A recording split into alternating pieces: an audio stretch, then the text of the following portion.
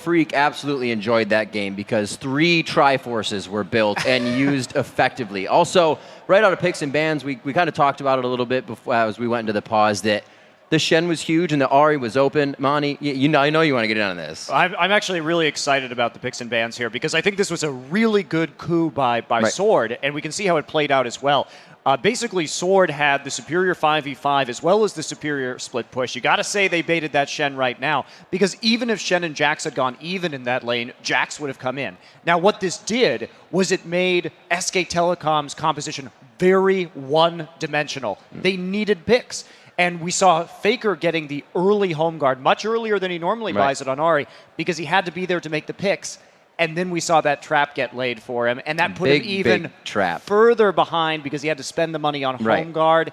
And they really just read SK Telecom beautifully here, and a great comp coming out of Sword. Before we jump into those fights, I definitely want to get the early game. Crepo, lead us through what happened in that early portion of the game. Yeah, what actually really impressed me is how SKT1 controls the pace. Basically, Leona and Corki got to bot lane first, so they should have a huge advantage. That's actually, I wasn't as impressed by Kane's Leona in the small skirmishes. He played his teamfights really well, but their lane handling wasn't the best. That allowed SKT1 to get back into bot lane. They later transitioned that into a little advantage, allowed Bengi to get a Drake off that. Bengi got stronger, counter-ganked bot lane again. So this is this is the flow and the pace of the game that SKT controls so well, up until a point that we'll cover later where actually Sword comes back in a really good team fight. So their fights were better, but individual small skirmishes, especially bot lane, it seems that Piglet was doing a really good job of getting back into the game. Yeah, and people would probably wonder, like, why did SKT get all those dragons? The first 2, actually. And big reason for that is that Watch camped top lane and killed Impact and actually took Impact's tower.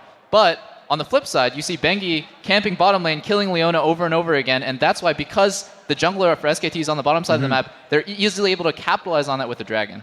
And what may have been missed as well, too, is that Faker was doing an excellent job of shoving mid, and he got some really good tower chip in, and that allowed both the mid and bottom turrets, because of what happened in the bottom lane, to go down in favor of SK Telecom. Now, probably a better game plan for them here would to do some deep wards, gain vision control over the bottom side of NaJin Sword's jungle, and try and set up those picks. Absolutely. Instead, they engaged in that fight in mid lane, where Mandu got a little bit caught out. And what that caused to happen was their own mid turret to get destroyed, and then with that went the possibility. So if they hadn't gotten caught out a little bit in mid, they would have been able to aggressively ward and pick better in the mid game. And a lot of this game actually felt a little bit like deja vu for SKT in their first couple of semifinal games against Ozone back in Champions Summer, because the actual same ward bait was used in game 1 there, where Dandy sets up a pink ward and says, Faker, you're going to kill this ward, with Elise, mind you, and kills him there. And the exact same ward happens here, which at the very least tells me that Sword's smart, but also that they probably watched that series like, well, they took 2 games. We could do the same thing. Faker likes to kill wards and makes the same trap. And then also, sort of, we didn't get to talk about this during the pregame very much, but SKT doesn't come back very well in games. And what they've tried to do in those sort of, when they try to make comebacks, is try to force 5v4s. And they've got Shen, they've got Stand United. They're going to try to jump into fights with a numbers advantage, even with a gold deficit. And we've actually still never seen those fights work for them. Yeah, and Faker was never able to actually get back in the game because there's nobody on Sword to pick. There's Elise and Jax who have ways to like make themselves invulnerable. Gragas and Corki are extremely safe, and normally he feeds off supports. There's a Leona on the enemy team. She's so dangerous, and she's actually so hard to kill that Faker, after he made a misstep twice, overextending and dying in teamfights, he was never able to get back into the game. And actually, let's pull that replay up on your screen, and I will kind of see where NaJin Sword took these advantages, how they kept themselves up top, and really just got the best of SKT in each one of these fights. As we pull this up on your screen, Crepo, take it away. Yeah, this basically what happens is Mando will get caught here, which actually is a recurring phenomenon during the game. So that's where Sword does a good job. Then SKT tries to counter, gets really aggressive. We can roll the clip already and see what happens. So Mando gets caught, gets Stand United, makes it out alive. He'll eventually walk back into a barrel. He does good Zyro ult, a good disengage. Watch does another really good repel. This is what Kane does good in fights. Disengages, that's the aggro, exhaust on Faker, forces Faker to use everything. But here they get too aggressive, and this is where Expression comes in. You see 2-man stun, Corki comes in, no hesitation. And this is what I really like. Gragas will now E into the fight and then flash to carry on the E impact, which basically shows he's playing with no hesitation. Ezreal barely manages to kill him afterwards, but it just shows that how well Sword plays with no hesitation, good synergy. We saw at least I think 3 of them E flashes from Gragas. Right, yeah, Nagne absolutely. playing so much better than his previous match. Yeah, and you look at what happened in that fight as well, is both Expression and Prey were not in the fight for the very beginning. So there were only 3 members of Sword there, and they had to run across the map. And the early pick happened, nice pick and whatnot, and then the rest of Sword backed off, despite the numbers advantage for SKT, right? Chenault comes in, numbers advantage, and Sword backs off till the reinforcements arrive. And then these guys re-engage with once more the numbers lead here. And that kind of team fight dictating was really good. And I wanted to talk about Expression a lot, because Triforce. his Jax was banned all 3 games against Gambit, and I guess they know why now. right. And we had the pause at the beginning of the game, and I'm like, guys, Sword planned this pick and ban. We saw SKT first pick Shen against Gambit Bears, and they're like, you didn't ban Jax.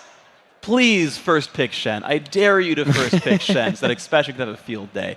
And he managed to build a CS lead over a global teleport. Mind you, Expression ran Ignite. He has to walk back and forth across the map, still managed to take down minions, still managed to get into fights. And end of the game, 8-2-4. Expression did amazing that game.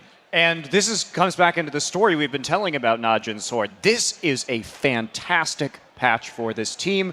Prey has always been one of the strongest Trinity Force AD carries in Korea, and of course, Expression really known for his ability to carry out of that top lane. So it's all coming together now. They look like they've shaken some of the rust off, and I am so excited for the rest of the games in this series.